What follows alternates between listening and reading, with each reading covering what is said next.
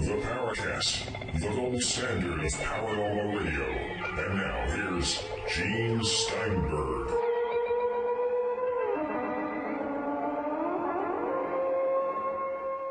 Our special guest host again this week, Paul Kimball, and we have an interesting show about the relationship between science fiction and the paranormal. And it can be kind of strange. I have some strange stories to tell, and I will a little bit later. Now, in a previous episode, Paul and I were talking about some of the old cases that never seem to die, like Aztec. And I think the big question today, Paul, is, are there any old cases, maybe other than Roswell, that we should even bother about anymore? Isn't it time to let the dead be buried and go on with research over current events? Of all the old cases, Roswell would be the one that I would let go. Actually, I would flip your question on its side and say, look, of all the old cases, isn't Roswell the one that we should just sort of say, you know what, enough is enough. This has taken up far too much of our time and effort over the last 20 or 30 years. Can we not move on to more productive pursuits? Because we don't have an answer to Roswell, and we never will, one that will satisfy everybody. So why don't we just say, look, you guys, like Kevin Randall and Stan Friedman, you think an alien spacecraft crashed there, and you're convinced of that. Fine, you go do your thing. You guys, like the late Carl Flock and Jim Moseley and many others, you're convinced that it was Project Mogul. Okay, that's fine. You do your thing.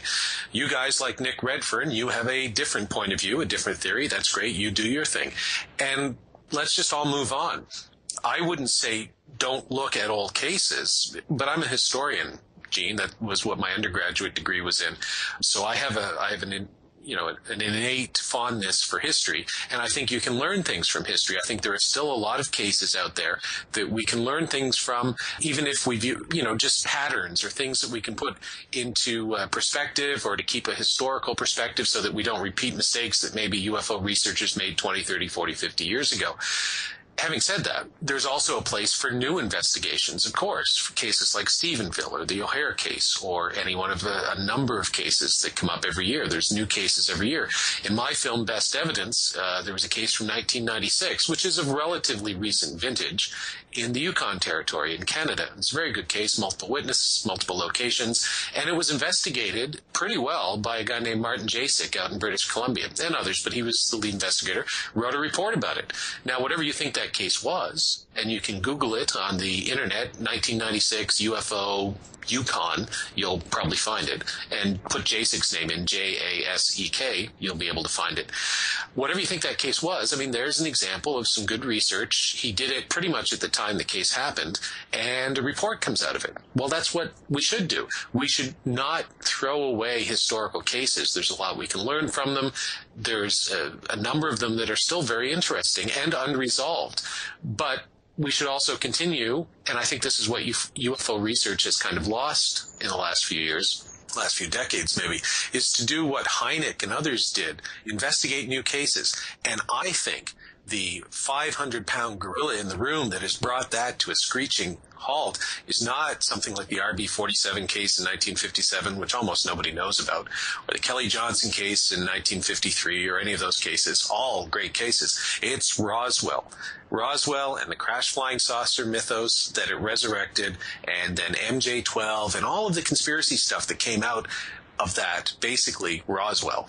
That's another point I wanted to bring up here. It seems in UFO research, people come in here and it's like 1950 all over again. Oh, we can't figure it out. It must be spaceships. It's like repeating Donald Kehoe. If you buy the book Flying Saucers from Outer Space by Major Donald Kehoe, a free download, just Google it. It's a free download. Read that book and tell me we're not just repeating the same old stuff Kehoe brought with maybe newer cases. And you mentioned MJ-12. Now, I know there's differing opinions here, and in another week or two we'll be talking to Kevin Randall about another subject, but he has said he doesn't believe in MJ-12, whereas, of course, our friend Stanton Friedman does. You are against MJ-12. Well, with all due respect to my Uncle Stan, who I'm quite fond of and I have a great deal of respect for, but I think anybody who has taken a critical look at the MJ-12 documents and is not looking for a way to find in them a truth about Roswell would look at them and say, at best, and I mean at best, they're unproven. So let's put them, as Stan would say, in his gray basket. But no, Stan goes around and he asserts the validity of the original MJ-12 documents. And there's no way that you can say that. I mean, that when you go into the public, beyond the sort of core group of UFO aficionados or enthusiasts who will believe anything that Stan says and any conclusions he comes to, and there is that group, that cult-like following that some ufologists have. Beyond that group, you take that out to the average person in the street, present the evidence of the MJ-12 case, and the first question out of their mouth will be, well, what's the provenance of the documents? Where did they come from? Well, we don't know. Okay, move on. How they get discovered? Well, someone sent a film copy to a third party. Just suddenly sends the film. Not original documents, not photocopies, a film. And eventually, let's call it deep throat. Let's assume the documents are real. And let's assume that there was somebody who, what would it be now, almost 30 years, say 25, 27 years ago, would have sent those documents to Jamie Chandray and Bill Moore. Two interesting characters, to say the least. To say the least. But let's say they're real, and let's say somebody sent them. Well, eventually Deep Throat came forward and said, hey, I was the guy behind Deep Throat in the Watergate thing. One of Stan's sort of favorite things, or one of the favorite things that a lot of people say, is governments can't keep secrets. Sooner or later, this stuff will come out. It's what drives the disclosure movement. Sooner or later, this will come out. Well, I would say the same thing about the MJ-12 documents. If they're real, sooner or later, the person who put them out there, like, what is he hiding from anymore? The government has declared that these documents, the FBI has declared the documents are fraudulent. So why not step forward and say, hey, no, I'm the guy who did it. Here's where I got them from. And I can tell you exactly why these documents are real. But nobody stepped forward to do that. Paul, there's a complication here. And that might be security. I mean, we learn now that, like, Paul Harvey, who died, close to 90 years old, famous American radio newscaster, that he did spying back in World War II, but it took, 60, 70 years before we learned about it. True, but we know who these, the documents are out there in the public domain. I mean, people like Stan have written books about them. We've talked about them. Everybody's talked about them on the radio. It's not like it's new material. So if you really do have the truth, if you are the guy who brought those documents forward, if they're real and you sent them to Chandray and Moore, step forward and say, hey, I'm the guy. And what are you going to do? I mean, seriously, what's the government going to do at that point? Prosecute him? Stan, I did an interview with him once for a film, and Stan said, look, I used to drive around with those documents. I'd cross state lines and all that sort of stuff. And he said, I always hoped that somebody would pull me over, or, the police would arrest me or something for carrying these documents. But they never did. And to which I would say, well, yeah, there's probably a perfectly good reason why they never did. You can't charge somebody with carrying fraudulent documents, for Pete's sake. But if they're real, let the person who sent them to Chandray and Moore come forward and say, look, I'm the guy. Here's where I got them from, and here's the real story. But that person's never come forward in 20 some odd years, and I can't see any logical reason for that anymore because the documents have been out there so long. I also see the joke in there. There's a joke in there because one of the members of this alleged MJ-12 panel is none other than astronomer Donald Menzel, a notorious UFO skeptic. And of course they'll say, well, he had security background and he worked in intelligence. Well, sure, so did many scientists of his era, his vintage. But on the other hand, I saw him on a TV show with John Fuller many, many years ago, a TV show on NBC in America called Open Mind. And he was asked some questions about UFOs, and the guy had like a physical meltdown on the screen. And you saw this person looking like an old man who was confused, and he was befuddled. And if he was this crack security intelligence guy, he would have had a response. He was just a guy who didn't believe it, and that was it. Well, I would say if Donald Menzel really was a member of an organization like MJ-12, then he was, forget Brad Pitt or George Clooney. Just award all future Oscars to Donald Menzel for everything. Any award for any acting anywhere, give it to Donald Menzel, because nothing in his record, nothing in his public statements, in his writings, nothing in anything would indicate that he was anything other than what he appeared, which was a vehement, one might almost say rabid, debunker of the UFO phenomenon, of a kind that not even Phil Klass approached, even on his worst moments. I mean, Menzel set the template for debunking the UFO phenomenon.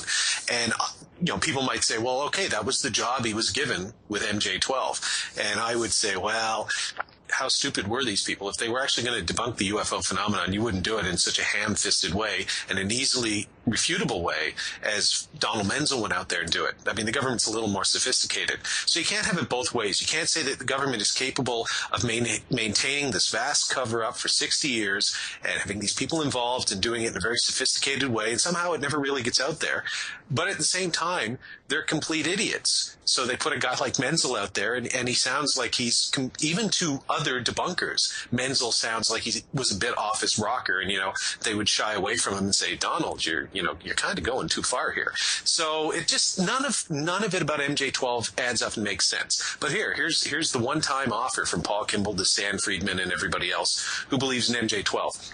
I will agree, even though I don't really, I will agree publicly that maybe MJ-12 is real. If you can agree publicly that maybe MJ-12 isn't real, and then let's all agree that maybe it's real, maybe it's not, put it in the gray basket and stop talking about it and move forward with new cases or older cases that don't get the time of day. Instead of, Stan, when you do your lectures, spending 30, 40, 50, 60 minutes talking about Roswell ad infinitum, why don't you spend that time talking about the RB-47 case, the Kelly Johnson case, the 1976 Tehran case with the jet fighters over Iran? Take the Yukon case from 1996. Talk about those cases and say there's more than just Roswell. Let's leave Roswell and MJ-12 aside. Let's just talk about the UFO phenomenon to people.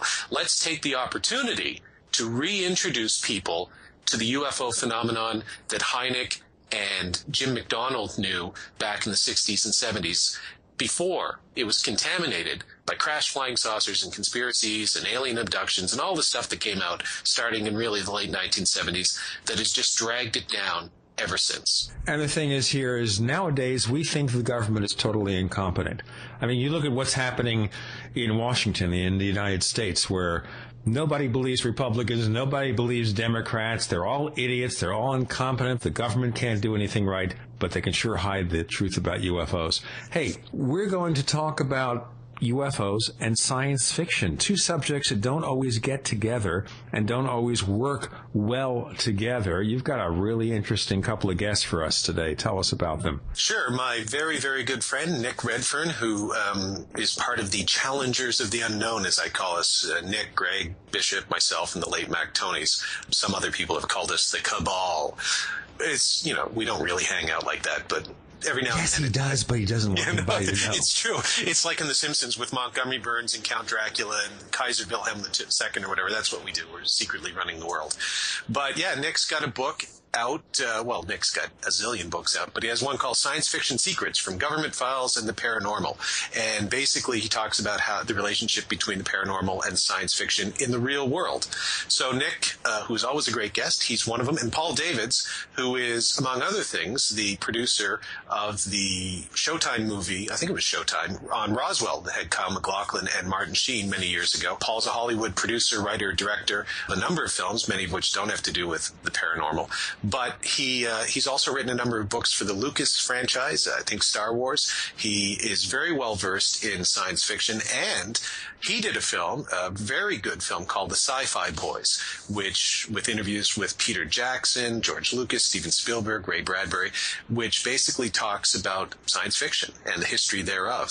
And it was the winner of the 2007 Hollywood Saturn Award for Best DVD from the Academy of Science Fiction, Fantasy, and Horror. So we've got two guys who know their science fiction, and we've got two guys who know they're paranormal. And two guys, by the way, who disagree on what Roswell was. And having just said that we shouldn't talk anymore about Roswell, we've brought two guys in, and we should talk to them about Roswell. So saucers, the paranormal, and science fiction. Next up on the Paracast. And now for something completely different. Hi, this is Tamar from Namecheap. We're a domain name and web hosting company, and we really care about our customers. With domain name purchases, Namecheap offers free SSL and free WhoisGuard for a year to protect your identity from spammers. We won't bother you with unwanted messaging in your inbox or upon checkout, but most importantly, we care about you, our customers. Your satisfaction and happiness is our primary focus because your support means so much to us. If you'd like to learn more, more, please visit us at radio.namecheap.com for web hosting and domain name specials. You can also follow us on Twitter at twitter.com/namecheap, where we host many great contests, or become a fan of ours on Facebook at facebook.com/namecheap. See you online. We want to hear from you. If you have a comment or question about the Paracast, send it to news@theparacast.com. That's news@theparacast.com. And don't forget to visit our forums where you can talk to fellow listeners. Just go to theparacast.com and click on the forum links. That's the forum links at theparacast.com.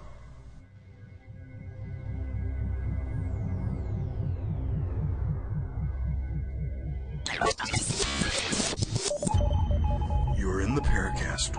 You never know what's going to happen next.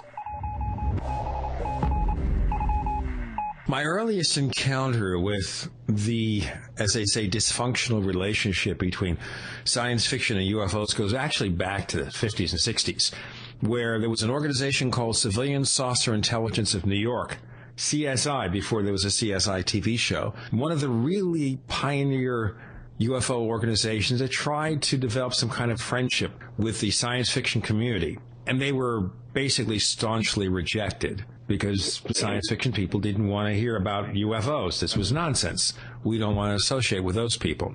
I tried that with a small magazine in the 1960s when I was very, very, very young. Did I say I was young? Very young. Now I'm old as the hills. But when I was very young, I tried the same thing, and it didn't work. But we noticed, and obviously a lot of people who were involved in UFO and paranormal studies are also very much involved in science fiction one way or the other. Now, Paul Davids, as someone who has lived in both worlds somewhat because of your interest in UFOs and because of the films that you've done, why is it that sci-fi and UFOs don't like each other? Well, I think sci-fi came first for a lot of people who are interested in space, other worlds, undreamed of possibilities. From childhood came the interest in science fiction. And along the way, some people had experiences or read books or accounts or reports that made them feel that there was a lot more to some of this than fiction. But a lot of the conventional professionals, authors like Isaac Asimov, let's say, as one example, even Ray Bradbury, they don't believe in the reality of this stuff because they think that they or people like them made it up first. Then others claim that it was real. So there's no UFO unless they wrote about it. It's an ego thing. Yeah. If they haven't seen it and they didn't think it up, some of them feel that it couldn't be true because the government would have told them. Ray Bradbury, I sat next to at lunch one day, the day that Ray Harryhausen got his star on Hollywood Boulevard. And Ray Bradbury chewed me out for having been the guy behind the movie Roswell, which gave a take on the Roswell case, which gave aid and comfort to those who feel that it was flying saucer with aliens. And Ray Bradbury said to me, you shouldn't be backing that kind of nonsense. And I said, what? Come again? Have you talked to the witnesses? Have you studied the reports? Have you looked into the case? And his answer was essentially, don't have to. Doesn't matter. Can't exist. Didn't happen. Because if it did, they would have told me, because I'm Ray Bradbury. So there you have it. Wow, that's a level of ego that you often hear sort of leveled at scientists. People saying that, well, why does science, forget science fiction, why does science have a tenuous relationship at best with the UFO phenomenon? But what you're saying, Paul, is that science fiction authors are just as bad, if not worse, when it comes to the ego thing than, say, your average scientist. Well, and also, you mentioned before we started this tape recording that Forrest J. Ackerman is one person in the science fiction field that you've been familiar with for many years. And is a very, very famous name in science fiction. I was very close to Forrest Ackerman. I met him when I was 13 years old, and I was close to him right up to the time of his death at age 92, a little over a year ago.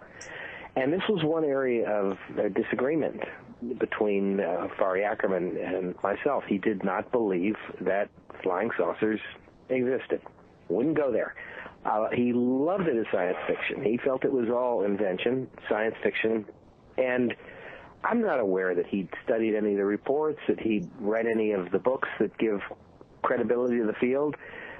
Certainly never came across Richard Dolan's UFOs in the National Security State, which the first volume was out before he passed away. But he had some very firm ideas on a lot of subjects where he wouldn't budge. He was an atheist. He was proud to be an atheist to the hour of his death. He didn't believe in ghosts. He didn't believe in the paranormal. And we just agreed to disagree, we were friends anyway, but I was a skeptic on the matter of UFOs up until I saw one in broad daylight in 1987 with my two children. And it got worse from there because then some paranormal things happened to me in my life that, just couldn't be explained. And I try to be very rational, logical. I've been a skeptic all the way up to that point. And then things started to happen that, changed my way of thinking.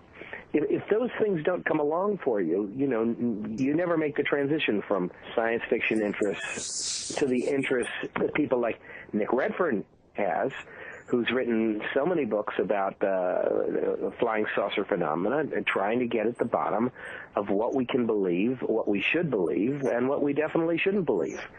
So it's a different kind of person who investigates, inquires, and has an open enough mind to think that it could be true versus those who dwell in the realm of fiction.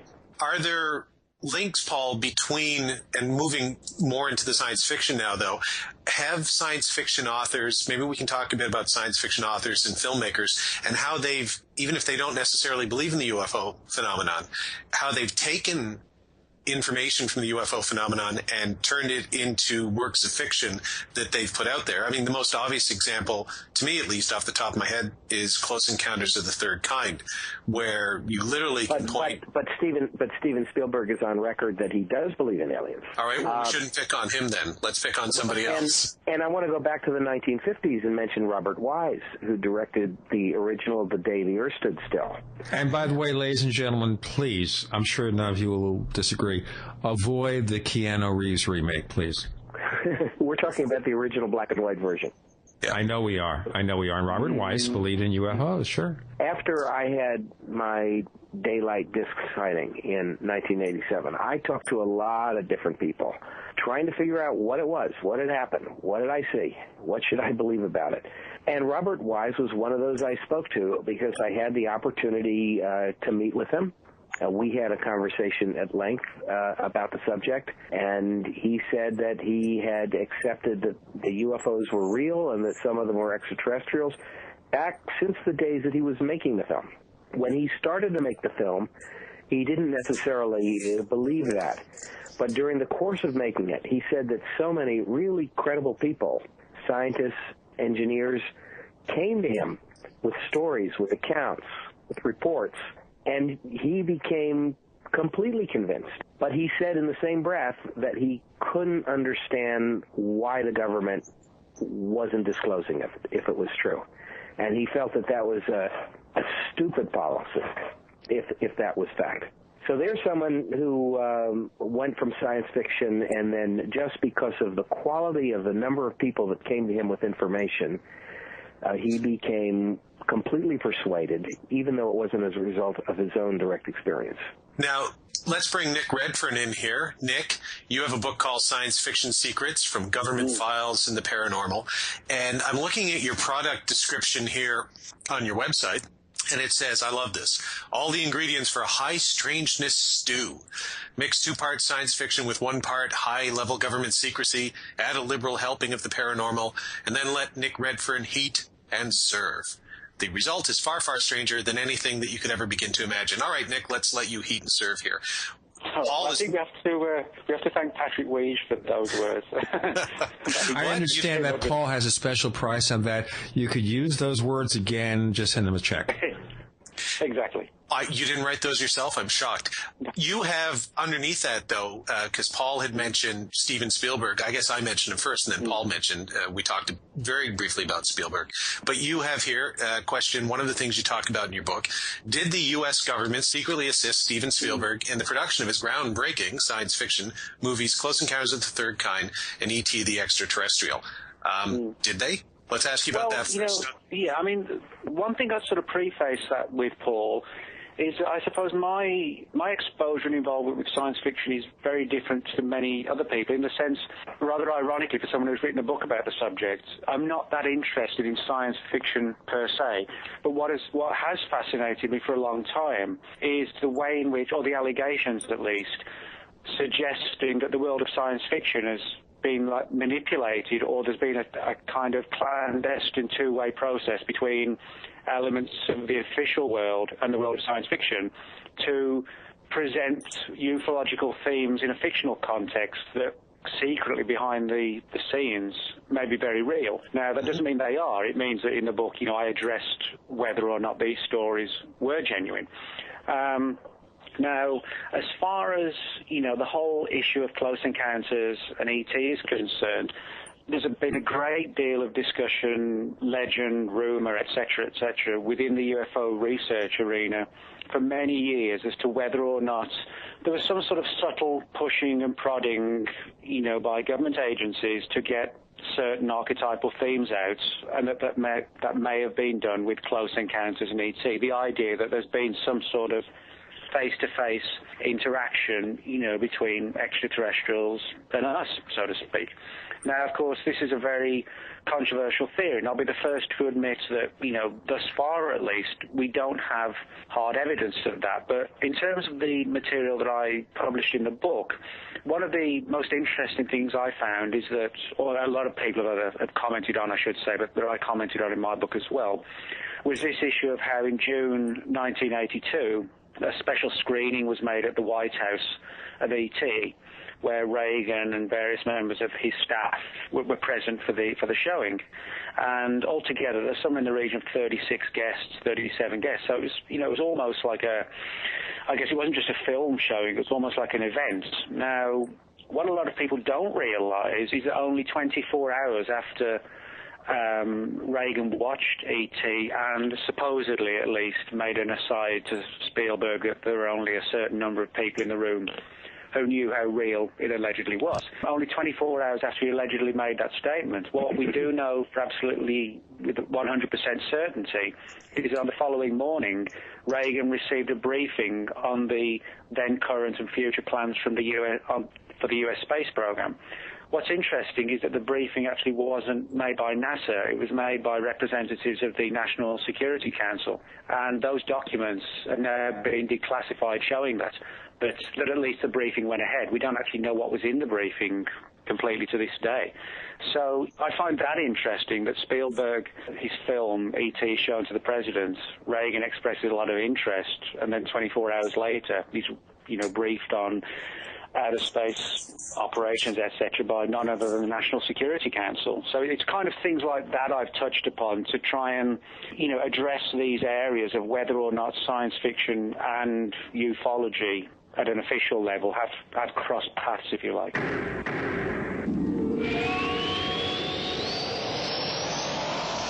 Picture this. You're on the phone with a client or colleague trying to explain something visual. A PowerPoint, a keynote presentation, a website. But it's frustrating because they can't see what you're talking about. The solution? Good news.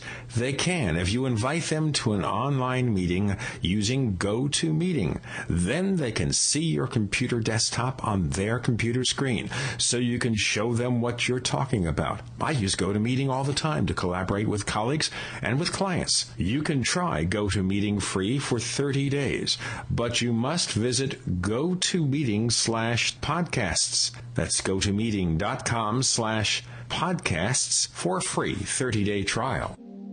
Hi, this is Don Ecker, and you are tuned into the Paracast. Let me tell you what, you're going to hear stuff here that you probably won't hear anywhere else. Hear that, George Snorri?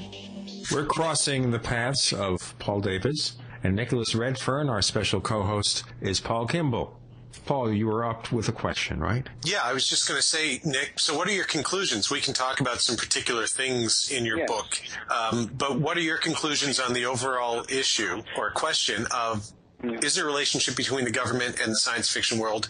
Has the government used science fiction to perhaps seed or control the conversation, or however you want to look at it, about the UFO phenomenon in particular, or perhaps even the paranormal in general? Well, yeah, I mean, I think you can look at it sort of two ways, actually, Paul. You know, I don't for 1 minute believe there is anything as simplistic hidden in the government as like a project science fiction along the lines of a Project Blue Book. You know, I don't believe there is a particular group whose role it is to seed UFO facts into the realm of science fiction.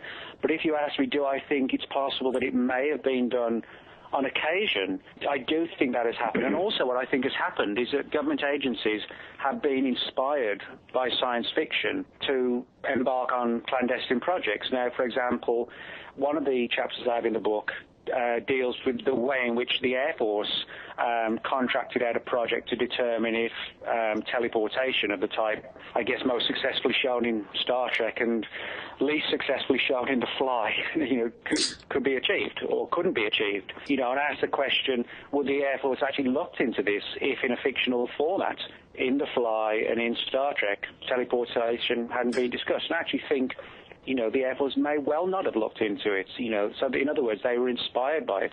Same with, for example, the former Soviet premier, Joseph Stalin. He was a very big fan of H.G. Wells's science fiction, and particularly of the island of Dr. Moreau, where you have this sort of crazed doctor doing, you know, like the 19th century equivalent of gene splicing, trying to cross humans with apes and all sorts of animals to make, you know, manimals, as they became known. And the whole scenario presented in Wells' book was actually something that Stalin tried to replicate with a project, a very short-lived project, to try and crossbreed humans and apes to create like an ultimate superhuman super soldier, which of course failed disastrously and never worked.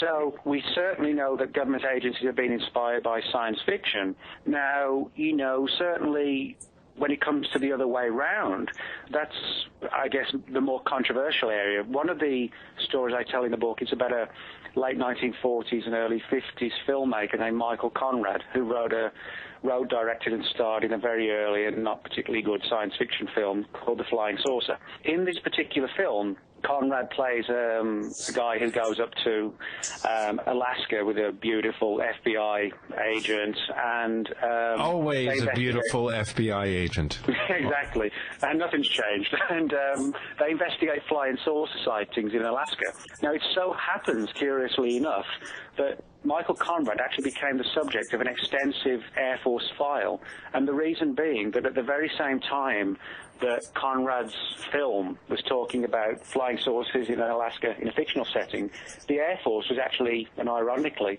investigating real sightings of UFOs in Alaska, some of which paralleled eerily closely the stories that Conrad was telling. And there was actually speculation within the Air Force that somebody on the inside was leaking information on some of the Project Grudge and then the later Blue Book reports on sightings in Alaska, that it was somehow filtering down to Conrad, and questions were asked, well, who's doing this and what's the motivation? You know, so you could actually begin to wonder, was somebody on the inside subtly releasing these stories to him, knowing that he was making this film and the setting was Alaska, and to determine, you know, public reaction. It's a theory, but it's, you know, it's an intriguing theory, albeit one that we don't have hard definitive facts for. So I've not kind of come down, you know, forcefully on one way or the other, because we don't have the evidence to do that. What we do have are a lot of sort of suggestive tangents that push us in that direction, and I think that's sort of the best we can say right now. One of the things I noticed was the original film, Dave, the Earth Stood Still, influenced the contactees. The aliens came in a silvery uniform. They were warning us of the consequences of our practice of war and nuclear weapons. They spoke colloquial English. They solved our equations for us. Oh, yeah, well, especially solving the equations. That's it, man. But we ought to bring up the Howard Hawks film, again, I think from 1950, 51, The Thing from Another World. often called The Thing, first one, not the John Carpenter remake, but because that was set in the Arctic. I don't know if it was specifically Alaska. It was essentially the Roswell story, 3 years after the Roswell incident, but set in the frozen north instead of set in the desert.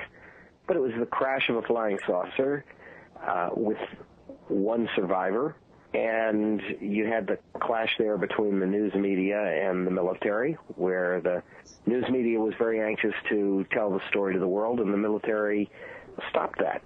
So, that was indicative of, what had been in the news, what was going on. It was just set in another location. The Alaska interest, continues through the decades up to the very recent film called The Fourth Kind, which Universal Pictures released about abduction, set in Alaska, and, promoted with a quasi-real aura Blair Witch style of things that were, purportedly true, but, just really made to seem that way for effect, for the benefit of the audience, as opposed to, I think, anything that was really happening in Alaska. But you certainly had incredible things happening in Alaska that inspired that, one of which would have been the 1986 Japan Airlines flight off Anchorage, Alaska. Flight 1628, I think it was, in which Captain Terauchi and his crew sighted an absolutely massive mothership that they described as 2 times the size of an aircraft carrier, with saucers coming and going from it and playing cat and mouse with their airplane. And this was all, very thoroughly documented with interviews with the crew who made drawings. They counted the whole thing. There were radar returns. Some of this all happened with live communication that was released by the FAA to the general public if you wanted to order it. So that was one of many, many indications. There have been abduction reports from Alaska. There was the mysterious disappearance of, I think, a U.S. senator whose plane was never found again, and whose, at least one of his sons now speaks at UFO conferences, Senator Begich. I think I have those facts right. Correct me, Nick, if I've got it wrong. But the overlap is everywhere to be found between the fiction that is sold to the public for a profit. It's a commercial enterprise.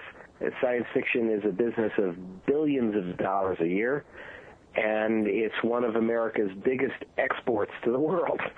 Sell as many of our cars to the rest of the world now as we do our science fiction films. Look at Avatar. It passed $2 billion of worldwide gross in just a couple of months since its release. As a filmmaker, I look at a film like Avatar and say, I'll take 0.5% of their worldwide gross. Oh, well, don't be greedy. 0.0005 would buy you a mansion in Malibu. Well, I have predators. How about 0.002? I'll take that. Well, we'll have to get our attorneys to talk about that. But since I don't own Avatar, I only own a science fiction documentary known as the Sci-Fi Boys, which explored the origins of movie science fiction through interviews with many of the top people in the field, Academy Award winners, and also in part took a look at Hollywood's portrayal of aliens. And that part of the film was serious enough that the film was honored with one of the EB Awards at the International UFO Congress. And that stands for Extraterrestrial Biological Entity. Paul Kimball, I know you've entered your films there. Didn't you win one of those EB Awards for one of your UFO films? I have 3, in fact, although 2 of them are on display at the Aztec City Library in Aztec, New Mexico. But I have one staring at me right now. They're quite cute. You handed it to me, actually. You were the presenter and chair of the judge. I was, and I think that one, was that your film about the 10 best cases? It was, yeah, Best Evidence. And it was Gene and I were talking about this in our sort of preamble, and the question of Gene raised to me whether we should just leave all the old historical cases behind and concentrate more on investigating new cases. And my answer to him, especially having done a film called Best Evidence, Top 10 UFO Sightings, where basically you're dealing with historical cases, is no, there's still much that we can learn from not only how those cases were investigated, mistakes made or not made, but from the cases themselves. There's still a raft of cases in the public domain from Project Blue Book that people haven't looked at yet. I mean, they just haven't been gone through by UFO researchers. So who knows what people are going to find in there. One of those cases, the 1953 Kelly Johnson sighting that was in my film, I think it was the number 6 case. Is that the Hopkinsville, Kentucky? No, it was Santa Barbara, actually. Kelly Johnson, the designer of the U-2 spy plane, the SR-71, working for Lockheed at the time, he saw a UFO from his porch with his wife in Agoura, California, at the same time as a crew of his top test pilots and engineers were flying over Santa Barbara Channel and sighted the exact same thing. So they all kind of show up at work the next day and say, hey, guess what I saw yesterday? What'd you see? And, they realized they were looking at the exact same thing. And the Air Force, this is one of my favorite things, the United States Air Force said their official explanation after they investigated it was that these people saw a lenticular cloud, and one of their all-time favorites. And our film, the narration in the film says, well, any competent government would have fired these people immediately if they couldn't tell the difference between a structured craft and a lenticular cloud. And yet Kelly Johnson went on designing some of the most top-secret, high-performance aircraft in the history of the human race, in fact, despite the fact that in 1953 he'd seen a UFO over Santa Barbara Channel. Well, you know what? That's it. That's it right there. If you see a lenticular cloud, ladies and gentlemen, that qualifies you to do really deep-level scientific research and engineering. Well, yeah. The truth is lenticular clouds are often mistaken for UFOs. So it's not completely bogus. But the idea that Kelly Johnson and some of his top personnel at a different location seeing the same thing at the same time, all of whom saying it was a structured craft, would mistake that for a lenticular cloud, that doesn't just beg your belief. That is clearly an explanation that the Air Force just cooked up because they didn't want to talk about it anymore. But Paul, going back to the Howard Hawks film, looking at these things, the Hawks film came out during the time of the House Committee on Un-American Activities, the McCarthy thing. Wasn't it before that, actually? Because I think that I'm certain that the Hawks film was 1950. 3 years after Roswell. And the House of Un-American Activities was about 1952, I think, wasn't it? I think the anti-communist sort of thing was certainly going on in the latter years of the Truman administration. So whether HUAC was actually underway, House Committee on Un-American Activities. I'll check that on the break. Okay, by the way, the official date from the Internet Movie Database for The Thing from Another World is 1951. Okay, right. Which means it was probably shot in 1950 and written or even earlier, I suppose. That's right. And the alien was played by Marshall Dillon. Oh, very nice. But isn't it possible? I mean, in this was it Marshall Dillon? Or it wasn't James Arness? It was James Arness. Yes, James Arness played the Thing, and we consider that in light of the death of his younger brother Peter Graves from Mission Impossible. Yeah, that was his first role. I think he didn't want to be remembered for that role, though. Yeah, just like Boris Karloff didn't want to be remembered for Frankenstein. A lot of good that did him, right? Yeah. My only thing about it would be that I think it came out around that time. Certainly there was the anti-communist hysteria. A lot of the film historians and people in the film industry that I've talked to would look at that film as being a metaphor, as science fiction often is, for things that are going on in our own world. Going back to the Roswell case, you could say, yes, Roswell, but you could probably say a crash flying saucer case that was much more well known at that time, the Aztec case, right? Because of Frank Scully's book, which literally there was a book written on it, a lot of publicity about it.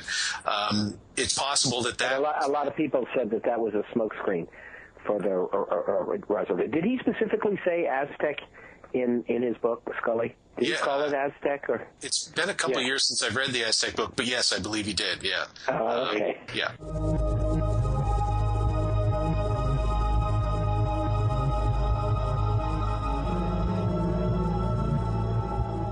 Fate magazine provides true reports of the strange and unknown. Keep up with the latest on angels and miracles, psychic phenomena, ghosts, UFOs, life after death, and much, much more. To receive your free issue of Fate magazine, call now at 1-800-728-2730 or visit their website at www.fatemag.com. That's 1-800-728-2730 or www.fatemag.com. What are you waiting for? Your fate awaits.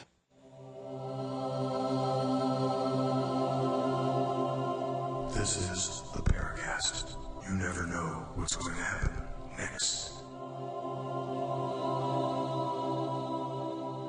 We have Paul Davids, and we have Nicholas Redfern, and our co-host is Paul Kimball. By the way, the thing was originally based on a novel, or short story rather, from John W. Campbell Jr., very famous in the science fiction field as an author, called Who Goes There? All right. You two guys know way too much about these things. Actually, we're both things, but we've never met, but we're both things from different worlds. Let me ask you, Paul, though, picking up on Nick's point and what Nick and I were talking about, the question of, do you think that the government or elements within the government have used science fiction to seed ideas about our, assuming, and as I think you know, I'm an agnostic on the question of extraterrestrial visitation, a hopeful agnostic, but assuming that extraterrestrials are visiting here and assuming that the government knows it, are they using, do you think, would it make sense for them to use science fiction as a way of seeding, of preparing the population, for instance, for the eventual revelation that maybe we do have friends from outer space that are here? And how might that tie in to something else that happened in the early 1950s, the Robertson panel, where they got together and said, on the one hand, we need to debunk these UFO reports, but also talked about using the media to control how UFO... Yeah, they specifically mentioned the Walt Disney Company as a company that might be helpful in debunking the idea. Might those companies also have been helpful in spreading information that maybe they wanted us to know in order to prepare us? So I'm just wondering what your thoughts on that might be. I think that's probably true, that ideas have been seeded, that very enthusiastic people who have classified information have approached it as, you know, in terms of fiction for people within the Hollywood community, or have, you know, in some cases leaked things that had great repercussions. I mean, take the MJ-12 document, for example. Now, without even needing to get into a debate about whether MJ-12 is factual or whether it's fiction, the fact that that document was leaked in about late 1980s, maybe 88. It was released in the late 80s. It was leaked to Chandra and Moore, I think, in 83. It was in early mid-80s. You know, leaked in a way that certainly it had every appearance of complete reality about it. And then the researchers took it from there, and some tore it apart and said, it holds up, it's true, like someone who's related to you, Paul Kimball, and that would be Stan Friedman. Yes. And there's others who, like Kevin Randall, who dismissed it. There's others who felt that it was based on real documents, but had been rewritten and presented in a way that it could be discredited, but that it was real information being put out there.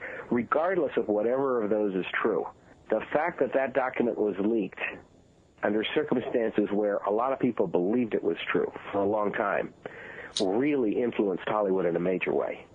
And some examples would be the X-Files, the television series, that was almost based on the MJ-12 document. The film that I was executive producer of and co-wrote, called Roswell, it came out in 1994 on Showtime, and it presented the Roswell case as we felt the testimony from the military people were there had presented it, those who said that it was really extraterrestrial contact. But the MJ-12 documents influenced us massively. And the whole last part of that film, where we have Martin Sheen as an informant who might be a disinformer, we don't know. We never say. He tells some really interesting things. He might be spinning stories. We never answer that question for the viewer, but we use him as a tool, as a mouthpiece, to get out the sort of revised history of the last 50 years as it's presented in the MJ-12 documents. Namely, that there was a crash at Roswell, extraterrestrial hardware was recovered, one of the aliens was alive, there was communication with that alien, that the death of Secretary Forrestal was related to his knowledge of these secrets that he was obliged to keep. And it goes on and on and on and on. And then it wasn't just our film, but it shows up again in Independence Day. and in Steven Spielberg's Taken. And Dark Skies, I think, also used this material. So one little document went a long way to inspire Hollywood to take the information and package it in a commercial form and get it out there in a way in which everyone in the public becomes familiar with it. How many people out there are there today, do you think, who have never heard of Area 51? Wouldn't they be in the minority? Certainly in North America they would. I'm pretty sure that in, Burundi, there might not be all that many people who know of Area 51. But, in the Western world, I think, certainly in the English-speaking Western world, absolutely. But it's interesting.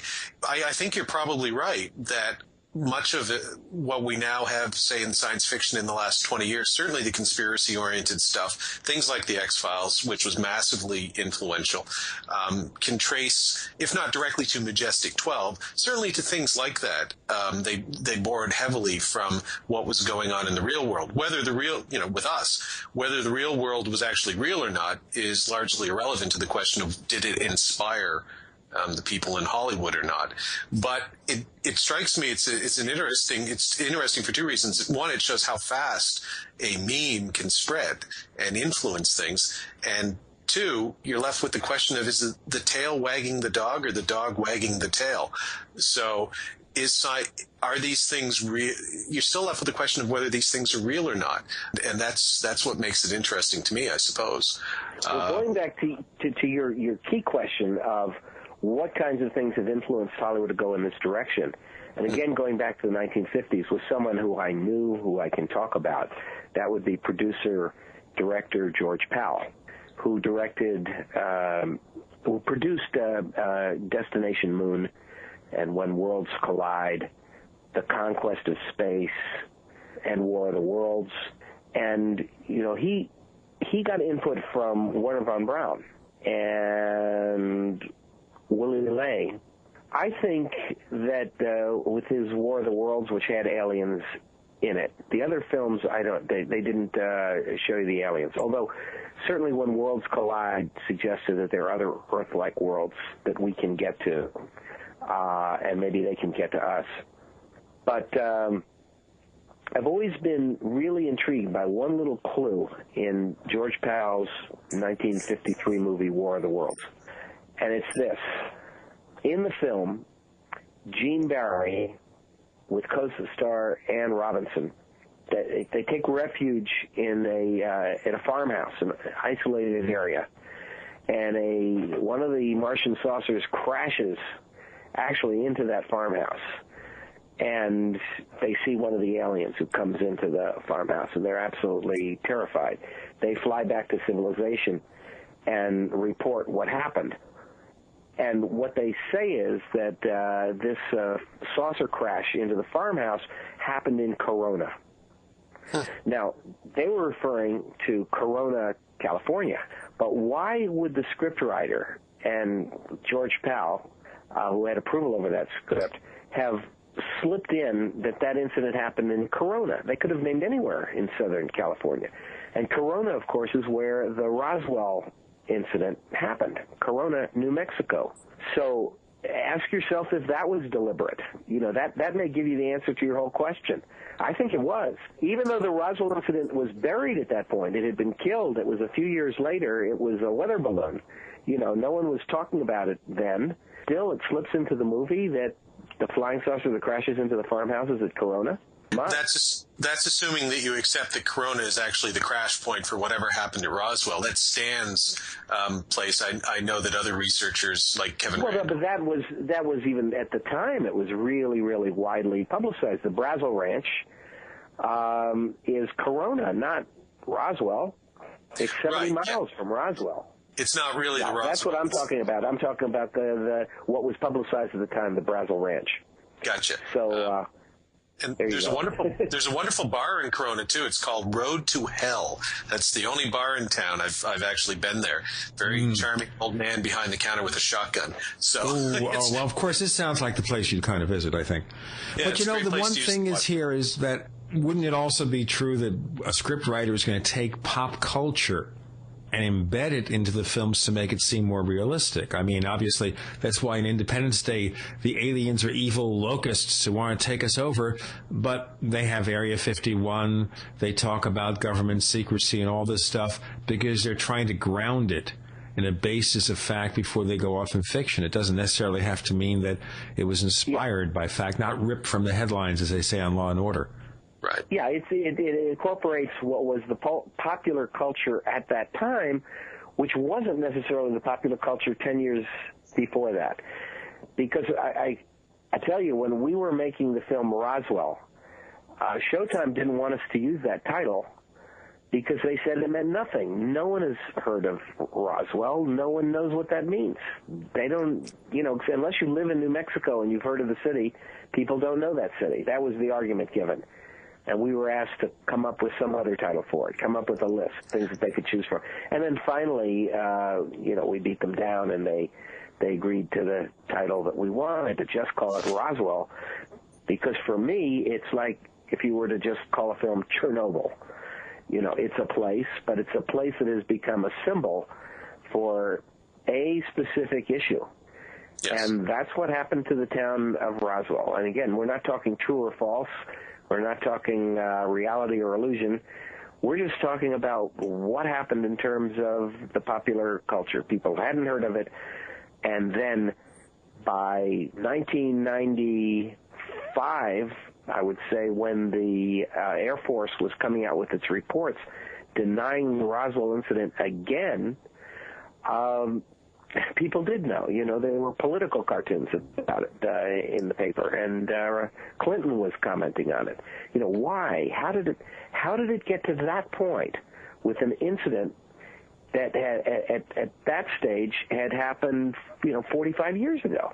You look at that, get the answer to that question, and I think there's a lot of clues there. Well, and we'll talk a little later about body snatchers in the desert, and we'll go mano y mano, Paul Davids versus Nick Redfern, on what actually might have happened in the desert outside, 70 miles outside of Roswell. I have boxing gloves, by the way, Paul. Perfect. There you go. Here's the papers they have to sign to resolve us of liability. Before we go on, I'm really good at duck and cover. Or cover and duck, depending on your point of view. Nick, before we split for hour number one, can you tell our listeners where to learn more of the things that you do and what books you have out recently or coming out in the near future?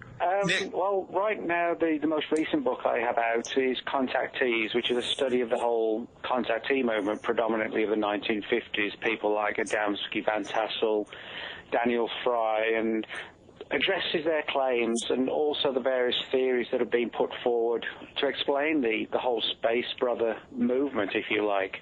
So it's very much like a historical look back at the subject, but, trying to update it in terms of understanding what was going on, the differing theories. Were they meeting literal aliens? Is it possible that they were implanted in the subject to try and make it look ridiculous? Was it the government, using these people? All manner of different theories. I even interviewed Mac Tonis about his crypto-terrestrial theory about indigenous humanoids rather than aliens. So it basically looks at the whole range of things. And I also have a new book coming out with Anomalous Books in a few months called Final Events, which actually deals with a think tank organization in the Department of Defense that looked at the UFO subject for a number of years and actually concluded that it had nothing to do with aliens, but was kind of like a demonic deception. That was their literal conclusion. But many of them were fundamentalist Christians, so as I point out in the book, you have to look at the issue of whether or not that clouded or influenced their beliefs. But it's a sort of very disturbing theory about a group within the government that was given extensive funding to look into the idea that we're facing a final battle and, like Armageddon, and that these entities are spiritual, a deception, if you like. And it's a very controversial and weird story. Hopefully that'll be out. By the way, Nick, where can we go in terms of your website? That's nickredfern.com. People can learn about, what I'm up to, lectures, conferences, latest news, interviews I've done with people, that sort of thing. And we'll discuss where to find Paul Davids, if you need him. For me, yes, that would be pauldavids.com, and it's not Davis. It has another D in there. It's David, plural, pauldavids.com.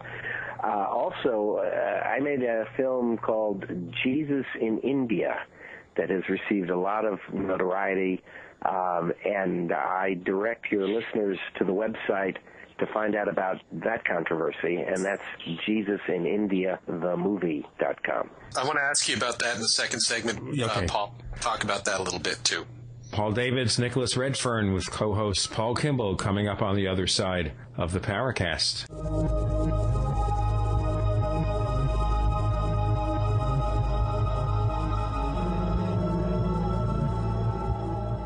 Hey neighbors, would you like to see the Paracast live long and prosper? Well, if you know of anyone who wants to advertise their products or services on the Paracast, have them contact us directly. Tell them to write to sales@theparacast.com. That's sales@theparacast.com. And we'll also accept your donations by PayPal. Send your PayPal donation to the same address, sales@theparacast.com. That's sales@theparacast.com. And thanks for listening. Welcome back to the Paracast with Gene Steinberg and David Biedny. Part 2 of the Paracast featuring our co-host Paul Kimball, introducing Paul Davids to our show, filmmaker and science fiction writer. He's written some stuff for Lucas featuring Star Wars characters. Check them out. I guess at Amazon Books we'll find those books? Yes. Okay. I co-wrote with my wife 6 Star Wars sequel novels, and they were published first by Bantam, and then Barnes & Noble put out a hardback edition. But we started with The Glove of Darth Vader and The Lost City of the Jedi, and on up to Prophets of the Dark Side. That was in the early 90s, and they were, very, very popular. Lucasfilm sponsored them. Hey, you can't miss with that. Nicholas Redfern, of course, author of a number of books about UFOs and the paranormal, and we've been talking about the relationship between science fiction and the paranormal. Maybe some of those science fiction works have, to some part, influenced or were influenced by real mysteries. Paul, you were about to start with a question. Sure, Nick. Going back to your book, Science Fiction Secrets from Government Files and the Paranormal, and I won't read the introduction again, but I do love it, where it says, "Then let Nick Redfern heat and serve." That Patrick deserves a gold medal. Good old for Patrick. That. Good Yes, old Patrick. quite. One of the things that it talks about on your blurb is, because we were talking about the X-Files and how hugely influential it was in the 1990s, how did the X-Files spin-off series, The Lone Gunman, which was somewhat less successful and influential, but still, you write, how did that series anticipate months in advance the terrible tragedy of 9/11? How did it? Talk a bit about that and what the links there might be. This is sort of a very weird story. You don't have to subscribe, as I know you don't, to, any conspiracy theories concerning 9/11. To realize that it is a very weird story. What happened was that in the X-Files, the Mulder and Scully would often get help from these 3 guys known as the Lone Gunmen. And there were Frohike, Byers, and Langley. They're like this sort of geek-like trio that would, be full-on conspiracy theorists. And, such was their sort of, I guess, appeal in the show that they got the ultimate accolade, which was like their own series, which only, unfortunately, lasted for 1 series. And it started on March the 4th, 2001. That's when the first episode aired. Now, what was interesting about the first episode is that it deals with an attempt or an actual hijacking of a Boeing 727 passenger aircraft, which is actually hijacked electronically via a computer hacker. And the plan is to fly the 727 into one of the World Trade Centers and blame it on a Middle Eastern dictator who, to quote the episode, is begging to be smart-bombed. Now, in the program, of course, at the last minute, as you might expect, the Lone Gunmen managed to hack into the computer hacker system and divert the plane away from the World Trade Center. Rather ironically, a word I've used a couple of times already, but when they were filming the episode, the producers of the show actually had permission to use a helicopter to fly over Manhattan directly towards the World Trade Center to get background footage for that particular episode. So you have this scenario of somebody, basically the story, it's like a cabal within the U.S. government who want to invade the Middle East and want justification for doing it. So they decide to hijack a plane and fly it into the World Trade Center, which, of course, is a scenario that's being presented as an allegedly real scenario for the events of 9/11. Now, as I said, you don't need to subscribe to those conspiracy theories to realize that it's sort of bizarre that only 6 months before 9/11 occurred, a television sci-fi drama presented that entire scenario. And what I find interesting is, the very fact that in mainstream documentaries, TV shows, discussions, etc., about the events of 9/11, the Lone Gunman episode, that was the name of the series, The Lone Gunman, it never actually gets brought up. Now, you might think that, well, people think it's dumbing it down to bring that into it. But on the other hand, the sheer uncanny parallels, as I said, you don't have to subscribe to it, but the sheer uncanny parallels between what did happen and what was presented in the show 6 months before 9/11 happened, is worthy of comment at the very least. So. I would say that a couple of the takeaway from that is a couple of things. One, if we ever catch Osama bin Laden, we should take a look at his video collection to see if he has, the Lone Gunman box set. Two, we might want to see if Dick Cheney has the Lone Gunman box set. And three, the security service. Is there a box set? Somehow I doubt it. That one gets suppressed if they put the box set together. Well, I think it gets suppressed. They leave that one out. For commercial reasons. I think it ran for maybe 10 or 12 episodes. But I suppose the third thing we should take away from it is maybe you should hire the writers from the Lone Gunman, and CIA and the FBI should hire them, because shouldn't those be the kinds of things that the security agencies should be coming up with as scenarios and saying, hey, we should figure out a plan to deal with this in case somebody tries this. It shouldn't be science fiction. Aside, not that it's a subject we should joke about, but I think there is evidence, or there have been cases where the intelligence agencies have, as I said, been inspired by sci-fi scenarios. Now, it could be, just some horrible coincidence. But, when you talk in a joking sense about who's got what in their video collections, who's to say anything in the fictional world might inspire someone in the real world? We don't know. I do find it very intriguing, the very close similarities between, the two scenarios. Conversely, if you want to get really conspiratorial, you can imagine a situation where someone on the inside is hearing all kinds of different plots that are being considered and is so horrified by one himself that he leaks it. We were talking about leaking it to people in Hollywood, but deliberately leaks it to a writer and says, hey, what about this one? To out the idea in hopes of then making it impossible for somebody to follow that path. Just a thought. It's kind of the reverse of what you were suggesting. Yeah. I mean, what's interesting, this isn't directly connected with the Lone Gunman, but the Lone Gunman was a spin-off from the X-Files. Now, I'm sure a lot of people listening to this show will have heard of Richard Doty, who was someone who was a big player in the UFO scene when he worked with the U.S. Air Force in the 1980s. And Doty actually wrote the screenplay for one particular episode of the X-Files called The Blessing Way, which was aired in 1995. And he actually also appeared in 2 episodes, one called Anasazi and the other one called Paperclip. So, there are crossovers between the UFO subject and the X-Files. Yeah, for sure. Doty actually wrote an episode of the X-Files? I didn't know that. This is rather screenplay. This is actually, I'm quoting Greg Bishop's Project Beta now. This is Greg's actual words. Years after his AFOSI involvement, Doty's career reached an apotheosis of sorts when he was actually invited to become a consultant for the X-Files, a position he says he held from 94 to 96. In time, he also wrote the screenplay for an episode, The Blessing Way, which aired on September 22, 1995, although producer Chris Carter received writing credit. Doty also appeared as an extra in 2 episodes, Anasazi, which aired on May 19, 1995, and Paperclip, shown on September 29 of that year. He tried to write another, but says that it was killed by a government agency that he was required to run everything past before turning any of it in for production. End of quote from Greg. So I'm quoting Greg's words on what he learned. So basically, if we have to yell at somebody, it's Greg. Yes, exactly.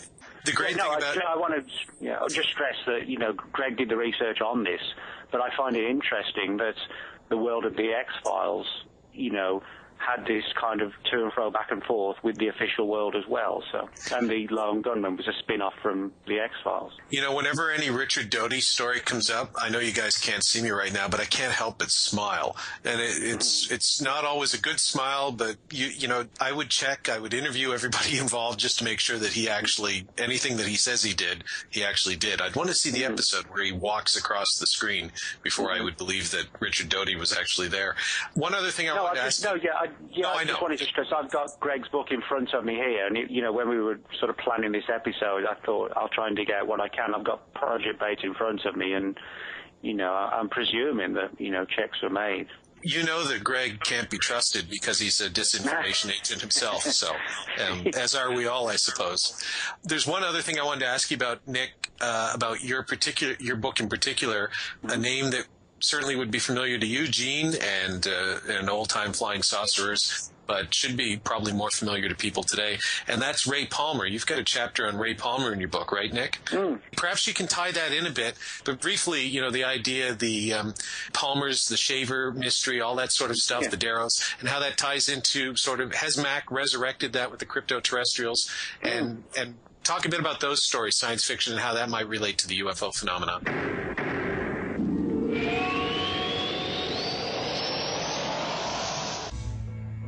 Is there a secret UFO agenda? Do strange creatures from the darkest corners of the mind roam the earth? Is there evidence for mind control, time travel, or devious government conspiracies?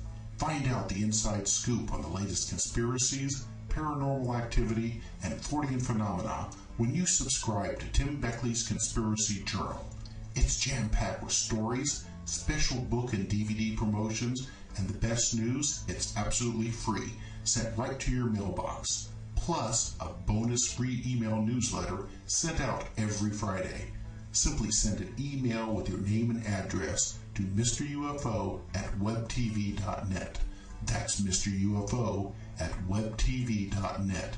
Find out what they don't want you to know. Hi, this is Nick Pope. You're listening to the Paracast. We have Nicholas Redfern and Paul Davids, and Paul Kimball is our special guest host. And if anyone cares, this ages me. I knew Richard Shaver very well. I knew Ray Palmer. Not so well, but I actually met him once or twice, talked to him on the phone, got him on radio shows where he was interviewed on the subject. This was the last few years before he died in the 1970s. With that preamble, Nicholas Redfern, tell us about that. Alrighty. Palmer, he was actually born 100 years ago this year. When he was a child, he developed a deep interest in science fiction and eventually became the editor of Amazing Stories, one of the more popular science fiction magazines of the 1930s. One of the things that surfaced in the 1940s to Palmer from this guy, Richard Shaver, was like a series of fantastic stories, tales, ramblings, if you like, concerning an alleged highly advanced but very ancient race of indigenous humanoids that had gone underground a long, long time ago and that lived amongst us and that surfaced from time to time. In other words, they were sort of precursors for the UFO phenomenon that he was sort of perceiving as not being alien, but being evidence of a very ancient terrestrial society that, was forced underground by this infestation known as the human race. And the whole Shaver mystery, generated a massive cult following, literally massive, which to an extent still continues to this day. Now, Palmer was someone who sort of shifted effortlessly between the worlds of science fiction and ufology because he actually published and co-wrote none other than Kenneth Arnold's book, The Coming of the Saucers, which talked about Kenneth Arnold's flying saucer sighting over Mount Rainier. He also published Fate magazine, didn't he? Yeah, published Fate magazine. Right, so he and Curtis Fuller created Fate before Palmer dissolved the relationship later on. Correct, yes. So in other words, you have this person who was one of the most formative people within science fiction in the 30s and 40s, and who arguably we may never have heard of Kenneth Arnold's sighting, in terms of its perpetuation, had Palmer not published Arnold's book. And I actually got hold of Palmer's FBI file, which talks about his involvement in a very weird story, that of Maury Island, when some sort of UFO, allegedly at least, exploded over Tacoma, harbor at Tacoma in Washington State in the summer of 47. A very weird story involving a man named Fred Chrisman, who was also linked to the Kennedy assassination of all things years later. So in other words, Palmer was someone who moved in very weird circles. Now, to kind of sort of just quickly go on from there, Palmer was obviously someone who was linked with this crashed UFO story at Tacoma, which was actually investigated by Kenneth Arnold. This was 47. In the following year, a British author named Bernard Newman published a novel in 1948 called The Flying Saucer, which also dealt with crashed UFOs. Newman's book is an interesting one because he had numerous ties to the British government and the world of intelligence. And a lot of people have bypassed or forgotten about or just don't plain know about Bernard Newman's novel. But in this particular story, what you have is, again, like a cabal within the governments. And what they decide to do, they stage 3 UFO crashes. They build what looked like advanced aircraft, flying saucer type devices. They crashed one in Britain, one in Russia, and one in New Mexico, of all places. What they do, they create faked alien bodies by using body parts from exotic animals, and they even create a staged alien autopsy to try and convince the world that aliens have crashed and that the government has recovered them. In addition to that, the alien presence, which is what they try and instill in the media, the public, etc., leads to the creation of like a new world order, which again is something that is widely discussed today in some of the more extreme conspiracy websites and chat rooms, the idea that there's going to be some sort of faked alien invasion to create and lead to a new world order. That's something that Newman's novel talks about 60 years ago, in, of all places, New Mexico, with an alien autopsy film.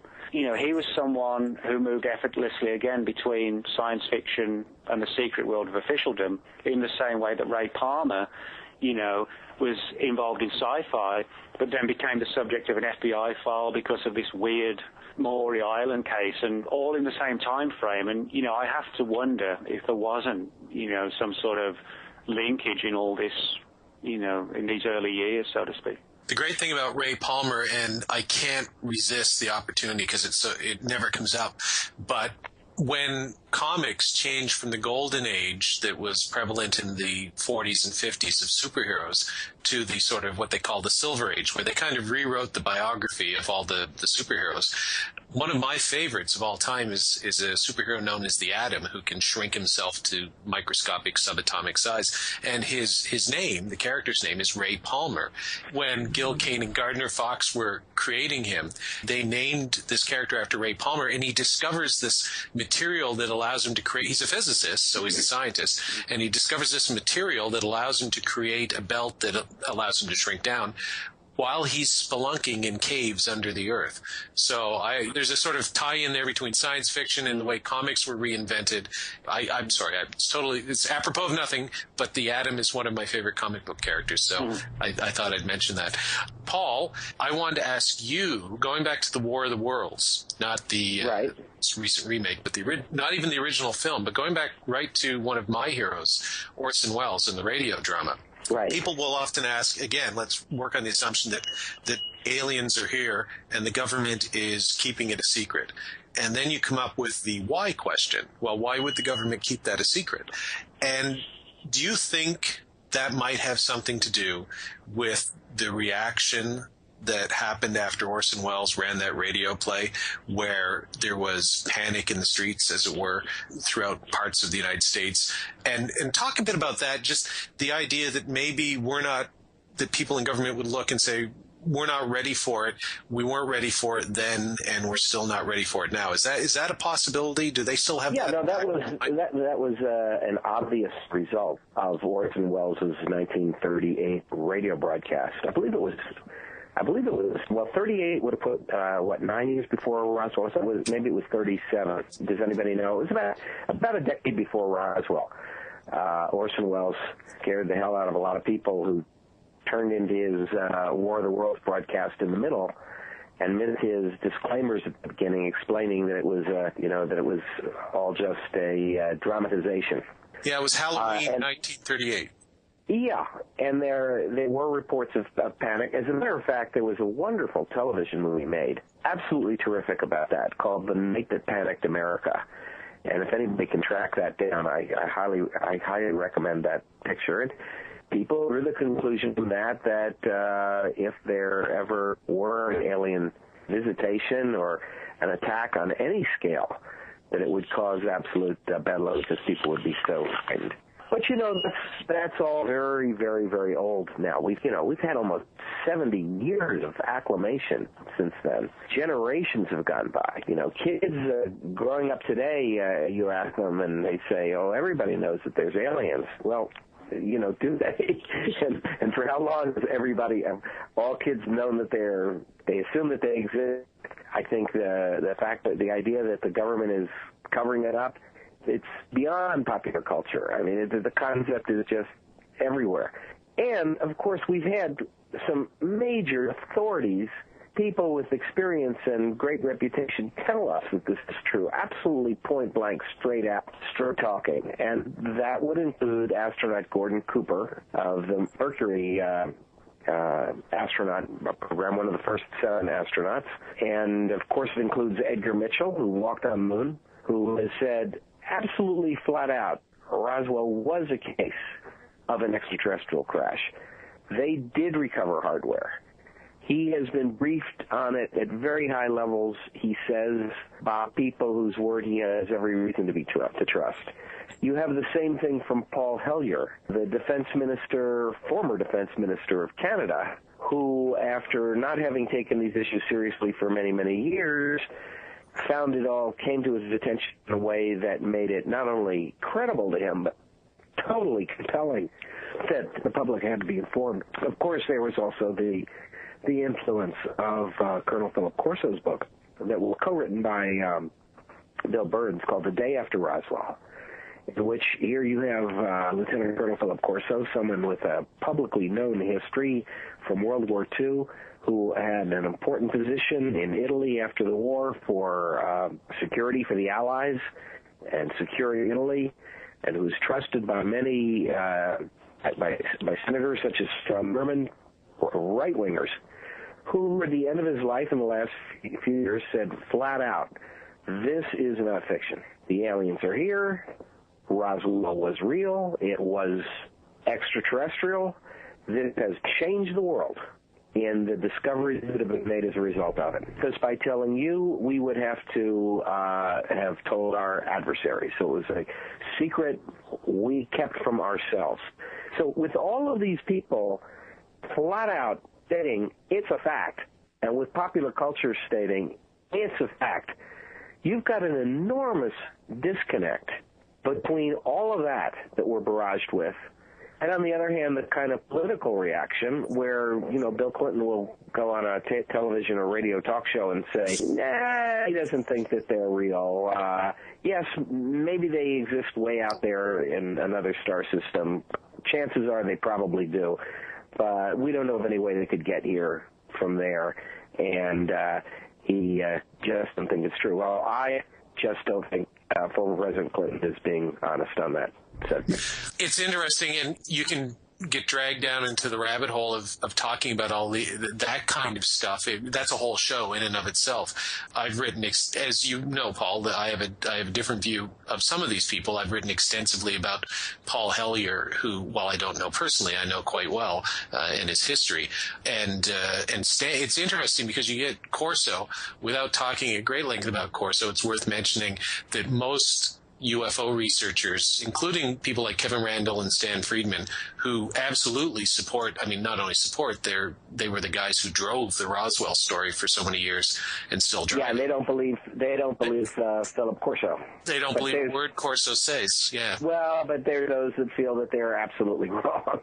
So you've got two sides to that story. Yeah. Yes, no, and I'm just pointing out that without going into a Philip Corso episode, which is another episode all on its own, I'm just pointing out that there is, I'm not going to talk about Mitchell or Cooper, the astronauts, but particularly with Hellier, who is you go to my blog and read my opinions on Hellier, a whole bag of worms. For me, it shouldn't come down to whether any particular individual, whether it's Paul Hellier, Edgar Mitchell, or whatever, says something is true or something is not true. To me, it always comes down to the evidence. And so are aliens from Zeta Reticuli visiting us? Let's see the evidence. Let's keep it in the realm of the evidence and not whether somebody's looked at the evidence that is there, unless they've actually looked at, crash flying saucers or something. But let's leave their opinions aside from it, and let's just look at the evidence. Let's keep the people out of it, as opposed, the appeal to authority, if you will. Oh, well, so-and-so says that it's real, so it must be real. Let's just all decide on our own whether, looking at the evidence objectively, what conclusions we can draw from it. Paul, I got to interrupt and tell you I disagree with you.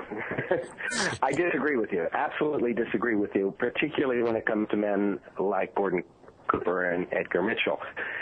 Because there has been so much ridicule and so much at stake in any person with a reputation, a good reputation, an honorable reputation in this establishment, coming forward the view that is not only unpopular, but which has been actively discredited and intentionally discredited with a lot of work, a lot of money for 50 years or more, going back to the Robertson Panel Committee saying, we got to debunk this idea. Let's get help from Hollywood to debunk it. With all of that, when you do have a person's stature to come forward and say, you know what, you guys are being lied to. I've been briefed. I've been there. I've been in space. I've made this my entire life. And I'm coming forward to tell you you're snookered.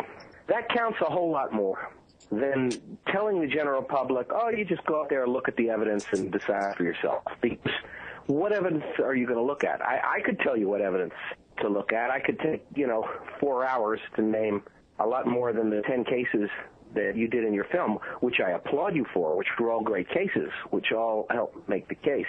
But no, I mean, we're on different sides here of this question, Paul. You say that you're agnostic. I'm anything but an agnostic now. I feel that the government that has withheld this, that has debunked this subject deliberately, that has ridiculed people, that has ruined reputations, has a lot to answer for what it's done. What it's done in withholding this, what it's done to the human race. And I don't know. I think I don't know how you get to be where you are right now. I haven't read all your blogs, but I did see your film on the 10 best cases, which I thought was absolutely compelling. So what turns you into an agnostic, having been where you've been and knowing what you know? Well, no, I'm not an agnostic about the UFO phenomenon. There's an objective reality to the UFO phenomenon. I don't see how anybody can dispute that based on the evidence. What I'm an agnostic about is the explanation for what UFOs are. Are they, in fact, visitors from other worlds? Are they visitors from other dimensions?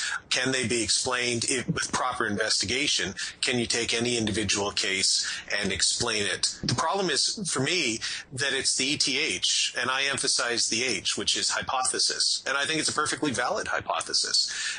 But I'm not an ETF guy. F as in fact. It's a proven fact that I could walk into a court of law or into a scientific establishment and say, look, here's the proof, and I can satisfy a jury of my peers, if you will.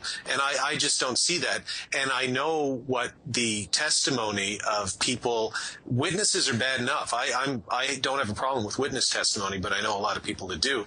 I would never hang my hat on any particular case solely on witness testimony.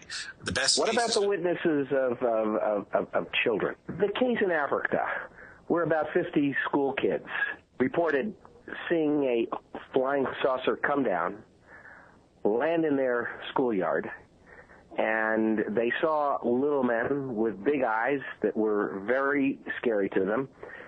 The case was investigated by the late Harvard professor John Mack. There's video that's been on television of the testimony of the children as to what they saw. It is so compelling. If I had one case, one piece of film to show to people, to get the point across to them, that these things happen, these completely anomalous incidents of flying craft piloted by beings who are not human, that it is real, that it really does happen, that's the case I would choose. That's the footage I would put everywhere on the airwaves, because the kids are completely compelling. They don't have motive. They're not making anything up. You can tell that they're telling from their real experience. They were terrified. They saw what they saw. So, the argument about, okay, well, where are they from, and really, where are they coming from? Are they from another dimension? Are they from the past or the future? Or are they from this galaxy or another galaxy? Nobody has the answers to those questions. Nobody knows. And you, Paul, have admitted that the UFO phenomenon is real, but it's real in the sense that advanced, in my opinion here, this is my conclusion from having been at this since 1987. Right. They're real nuts and bolts craft, flying through the skies, sometimes coming up out of the water, coming from somewhere, that are, in some cases, piloted by intelligent, non-human beings. And as soon as you've got that in your equation, as soon as you've gone there, you're at a point of having to confess that the human race is not alone as an intelligent species that has access to our planet. It's no longer just the kind of speculation of, are there life forms hundreds of light years away in other star systems, and almost any scientist will tell you statistically there's got to be. They don't believe they're visiting here because our physics doesn't allow for it. It doesn't allow for faster than light travel. We can't imagine how they could traverse the distances.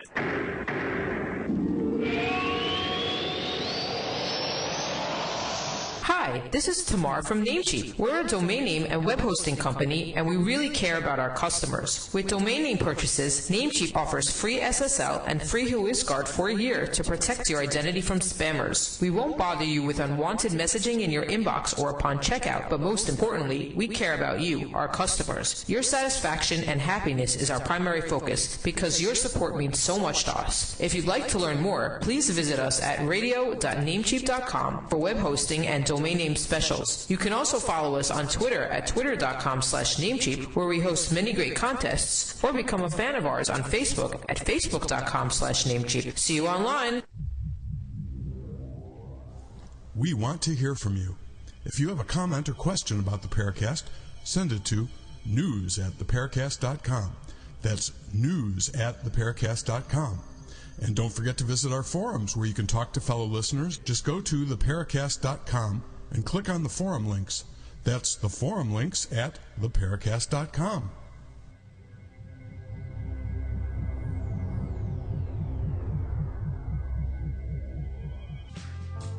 This is Philip Rogno. You're listening to Paracast, one of the most informative shows out there. So listen closely. Paul Kimball, our co-host. We have Paul Davids, science fiction author and filmmaker, and Nicholas Redfern, paranormal author. And now, Paul, you're going to jump in, Paul Kimball, with both feet to respond. No, I was just going to say, can't we all get along? But that's a particularly Canadian way of looking at things. No, I agree with you on one thing, Paul, and that would be that if you've reached that conclusion, as you have, as Stan has, as many other people have, that that's what you're dealing with, then you're absolutely right. That puts you over here in a place where you've gone further than I would go. And I think Nick would go. I'm not exactly sure, Nick, where you stand on all of this, but this might be a good place to bring you back into the conversation and talk about Roswell, because so many people either think Roswell was the crash of an alien spacecraft, as Paul and Stan and others would assert, or if you believe Carl Flock and the U.S. Air Force and other people, it was a Project Mogul balloon that came down. But you, a couple of years ago, came out with a different theory. Tell us a bit about what that theory was, how you came about it, speaking of conspiracies and anonymous sources. And then maybe, Paul, when Nick's through that, we can bring you in and we can have a little conversation about Roswell taking the alien meme to its core here. So go ahead, Nick. Yeah, sure. I mean, in terms of the overall UFO subject, I think one of the biggest problems that a lot of people, not deliberately, but unconsciously or subconsciously within the UFO subject make, is tarring everybody with the same brush. That this is the person who believes this is the person who believes that, etc., etc. You know, Nick's a bad guy who wrote a book about Roswell. And they perceive you as being, you know, I've been perceived as being anti-UFO, that I don't believe there's a genuine UFO phenomenon because I dared to write a book that suggested aliens might not have crashed at Roswell. I do believe there's a genuine UFO phenomenon. I actually believe there's a genuinely anomalous origin for some UFO reports, but I'm like you.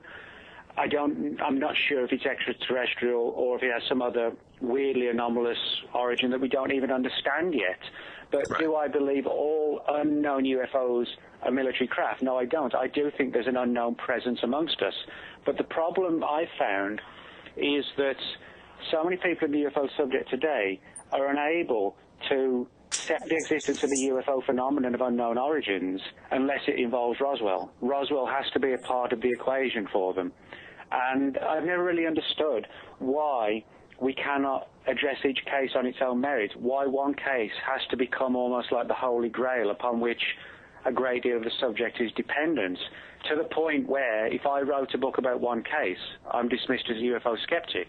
You know, if I wrote a book saying George Adamski was full of crap, people wouldn't say I was a UFO skeptic. When I write a book about Roswell, I am a UFO skeptic. And that's because Roswell has become, wrongly in my opinion, the case upon which much of ufology stands.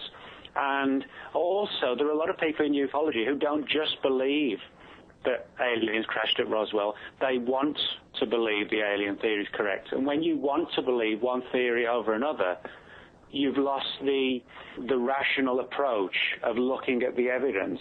You become someone who is essentially treating the subject as a religion because you want it to be true. You have faith that this particular theory is the correct one.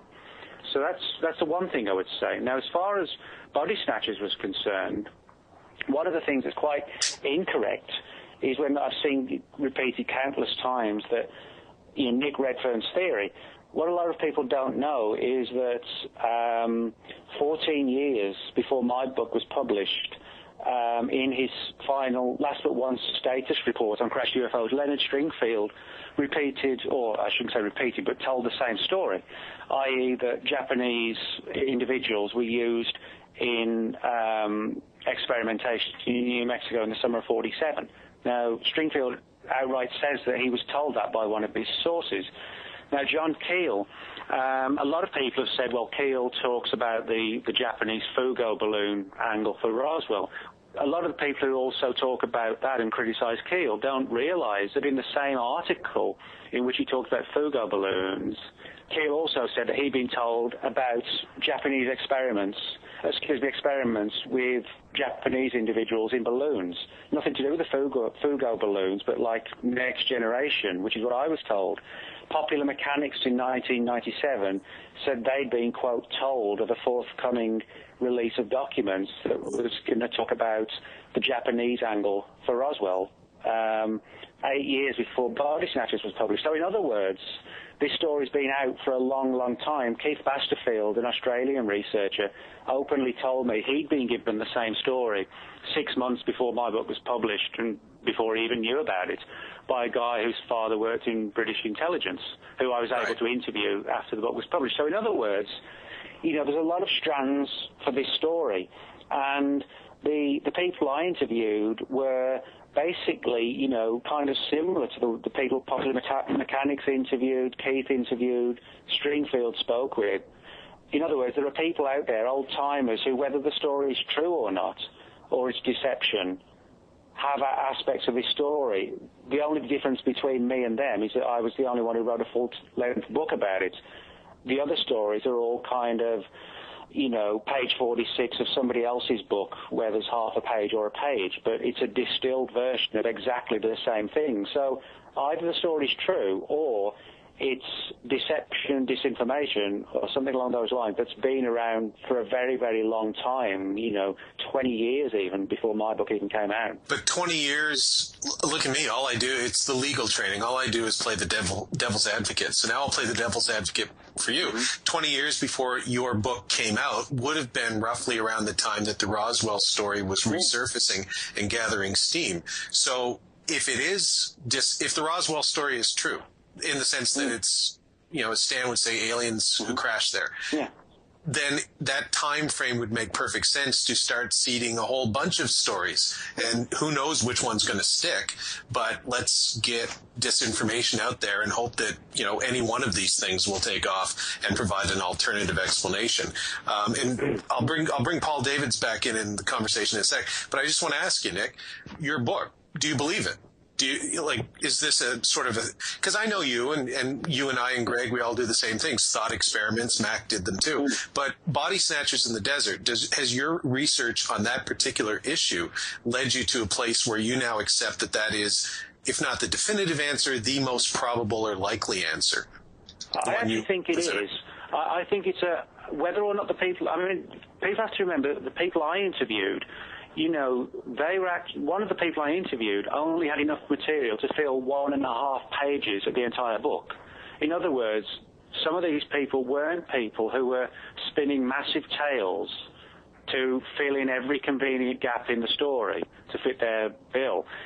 So that, to me, didn't come across like a typical disinformation angle. Now, since writing the book, and this is one of the reasons why I think there's more to the Japanese angle, is that I actually uncovered official files from the FBI where a young boy, died in Lincoln County, where the Roswell event happened. He died in 1949 from the plague, from a virus which killed him.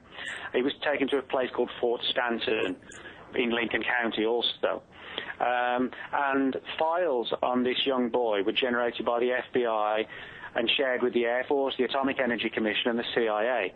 And the reason they were shared with them, and these are Freedom of Information files, by the way, the reason they were shared with all these agencies was because there was a fear that the boy had actually been killed not by a plague that was actually relevant to New Mexico, but that was introduced. And one of the theories that was looked at was whether or not this particular plague was due to research by Japan's Unit 731 group, which is central to the story of Body Snatchers. Now, what takes it down an even more intriguing path is that where the boy was taken, Fort Stanton, is that during the Second World War, many Japanese people who lived actually in Lincoln County, where the crash happened, and surrounding areas like Albuquerque, were taken to Fort Stanton and interred and held there, as were a number of handicapped people.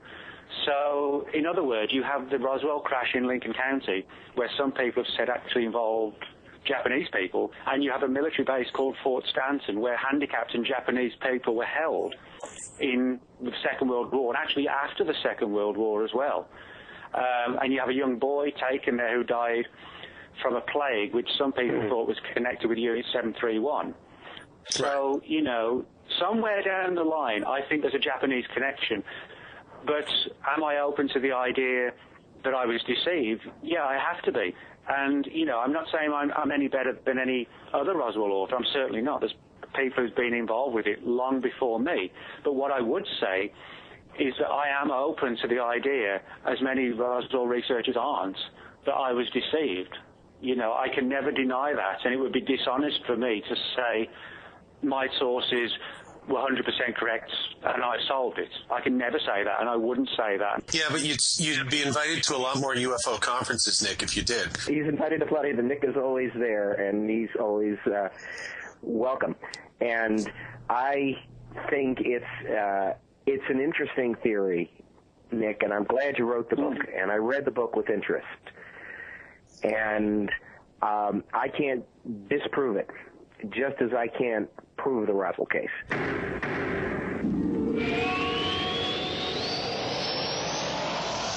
For 58 years, Fate has provided true reports of the strange and unknown. Fate brings you the latest in all aspects of the paranormal, like angels and miracles, psychic phenomena, ghosts, UFOs, and much, much more. To receive your complimentary Fate magazine, call now at 1-800-728-2730 or visit their website at www.fatemag.com.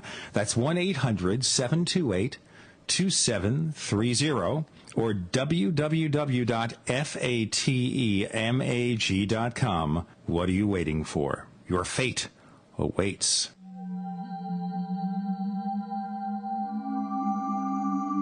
You've entered another dimension. You've entered the Paracast.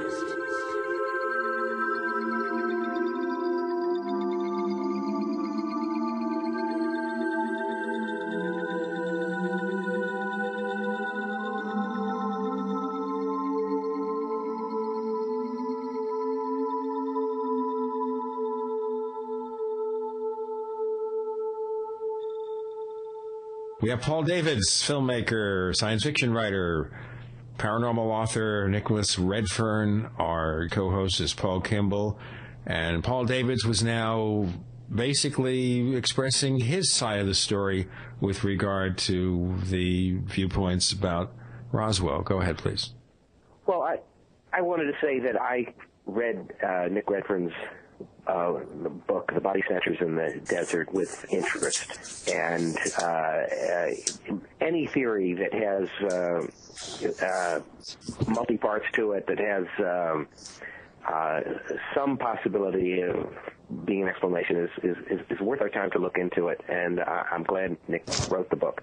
I can't disprove the theory that's presented in the book, just as I can't prove that there were aliens recovered at Roswell. But I can give some key personal impressions as someone who has had his life wrapped up in this in so many ways since being executive producer of the film Roswell, starting back in 1993. We started filming. Actually, I began working on the project in '89. So we're over 20 years of this with me. And when we were researching the film, before the script was even written, I had trips to Roswell with Kevin Randall and Don Schmidt. I heard many of the witnesses who were very old then firsthand and got their stories. And what I heard again and again from, relatives of Sheriff Wilcox and the base photographer and people who had family who were there then, who were deeply involved, was they captured aliens here then. They brought in alien bodies. They were recovered along with their craft. That's what the people that we talked to believed was the case. Could they have been wrong? Could they have been reporting what they saw based on not realizing that a Japanese midget used in some arming experiment was what was being brought in? I don't know, but I look at it this way. It's now 2010. It was about 1994, actually, when the Air Force put this story to bed. They thought once and for all. They tried to explain it away, and they offered everything that they could come up with to produce a large volume about the Roswell incident, case closed. 2 volumes, I think, actually, to say that this was an experimental mogul balloon connected with research about did the Russians have the atomic bomb.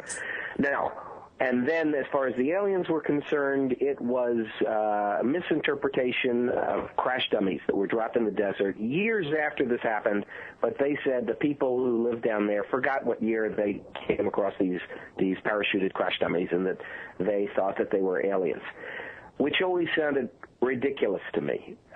And why is it that so many of the people who have studied the case, worked on the case so hard, just rejected what the government had to say in 1996 and felt that it was an attempt to bamboozle the public again? Because that is the way I felt.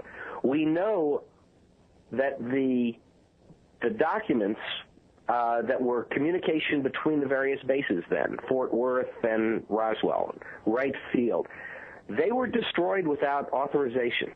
That was the result of the government accounting agency's examination of this. That the key documents that could have answered this question were destroyed long ago without authorization. Someone really wanted to silence this. Well, there's cover up this paper trail. And why wouldn't it have come out now? If it's something such as the Army experimenting with some Japanese fishes, look at all the things that have come out. Experiments with causing people to have syphilis, to giving various diseases, to taking civilians and subjecting them to radiation to see what the results were going to be. So much really horrible stuff has come out about government experimentation that is admitted now and is part of the public record. Why still cover up this? It makes absolutely no sense unless the ramifications of it run so deep that the risk of letting this out has really, really far-reaching consequences. That's what I believe is the case. And I absolutely believe astronaut Edgar Mitchell, who walked on the moon, that it was a case of the recovery of a crashed alien vehicle. And I personally believe what Philip Corso said when he claimed that the hardware recovered from that crash, which was given to industry through Army research and development projects, did result over a period of time in many discoveries that have changed the world as we know it today. And I think that that's a lot of food for thought. And you can debate it, you can be agnostic about it, you can reject it, but if the theory is true, we've got a lot to be really concerned about how secrecy works in our society and what it has done to us. And there's no better author on this subject today than Richard Dolan, whose 2 volumes, UFOs and the National Security State, totaling up to a couple thousand pages, I think, there's no better job of analyzing all of this, what happened, what the evidence is, what the repercussions are. We can debate it forever. There's incredible documentation and analysis that Dolan provides. He's the one I would turn to, and Edgar Mitchell, who was there on the moon, who's come back to Earth, who's told us it's real, they're lying to you. Simple as that for me. And my problem, and I know the Paracast listenership would savage me on the message boards if I didn't say something. My problem with both of those things, as I guess we're running short of time, so it'll be a very quick problem. One, it can be a 4-minute problem. There you go. Well, I'll make it a 1-minute problem. One, the appeal to authority. Unless Edgar Mitchell can step forward, and I have nothing but the greatest respect for any astronaut, so don't take what I'm about to say wrong. But unless somebody can step forward and say, here are the names of the sources that told me these things, you can go talk to them yourselves, we can get this out in the public, then all it is somebody telling me something that they say they've heard. And you can weigh that. I will grant you, Paul, that is evidence of a sort. But when you're weighing it, you put more substance to it than I would. I prefer in dealing with hard data and those sorts of things.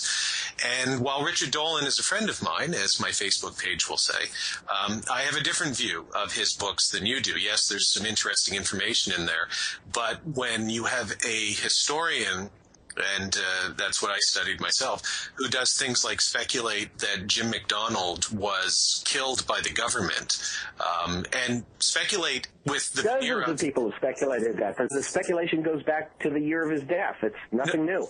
Nobody within the UFO community, including people who knew McDonald very well, like Jerry Clark, takes that even remotely seriously. McDonald had already tried to kill himself once. He had family problems. He was depressed over the collapse of his career, all of which, people killed themselves. To weave that in, which Dolan does, into some sort of... My problem is not with the cases that Dolan cites. My problem is that he then weaves it into this overarching conspiratorial look at the way our society works, and I just don't think he has the evidence to back that up. But that is reasonable people can have reasonable, as Rich and I have, reasonable disagreements over that sort of thing. So, Nick, you were trying to say something. Yeah, I just wanted to make one comment, which for me at least, I feel is important, and people might say, well, he would feel it's important, but it's just a very quick one. It's in relation to the destruction of these files that couldn't be found from Roswell. One of the things I feel is important is in relation to this issue of the destruction of files or the missing files that the General Accounting Office couldn't find from Roswell in relation to the Roswell events. Now, all the people I interviewed from my book said that the events at Roswell were the culmination of 12 months of research, which would have begun in 46. And which went through into 47. Now, the files that vanished from the Roswell base, if Roswell was a random event that occurred in the summer of 47, you would expect to see the files vanished from the summer of 47 because it was an event that suddenly occurred out of nowhere. However, if you read the GAO report carefully, you find that the files that vanished didn't date from 47 onwards when Roswell occurred. They dated from 46. So my view is that if Roswell was a random event that occurred when something just crashed out of the sky and files were generated in 47, why are the files from 46 all missing as well? Unless there was something that preempted the crash. It's an interesting point, but what specifically is missing that would have answered the question is the outgoing messages from the Roswell base. Yes, but they date from 46, not 47. Right. And you're saying that the outgoing messages from the base are gone from 46 as well? From 46, not from the summer of 47. They date from a year earlier. So we have to ask, if Roswell was an event that occurred quite literally out of the blue, why shred files from 12 months earlier unless something that was going on that was also related to Roswell 12 months earlier? Yeah, and you know what the great thing about being the guest co-host of the Paracast is? I can do things You get the last word.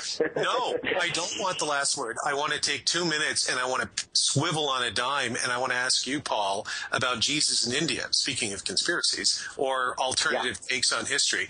And I want to talk a bit more about this, but, give us the 1 or 2 minute spiel on what Jesus in India is about, because I think people will find it a fascinating film, having seen it myself, and maybe up in Canada, at least, it's not as well known as it should be. So go ahead. Talk a bit about Jesus, from Roswell and flying saucers to Jesus in India, only on the Paracast. Well, the short story is that in the New Testament, it tells of Jesus' life up to age 12, and then there's what we would call in film a jump cut of 18 years, where you hear nothing about the life of Jesus until he's 30 years old. And in the East, in India, there is a very ancient tradition that during those years that Jesus came to India. Then St. Thomas did go to India after the crucifixion. And the Vatican, John Paul II, paid homage to him there. So the question is, are these just legends and myths regarding Jesus' travels in India, or is there substance to back them up? What about all the documents that we hear? And why is there a tomb for Mother Mary in Pakistan and a tomb for Jesus in Kashmir? And what is the support that this could have any connection with the people that are written about in the Bible? I went to India, traveled for 6 weeks, all throughout the country, talking to incredibly fascinating people, going to monasteries and Hindu temples and Catholic museums, and collected the opinions, ideas, and research of many, many people, also in universities in the United States, also people from London.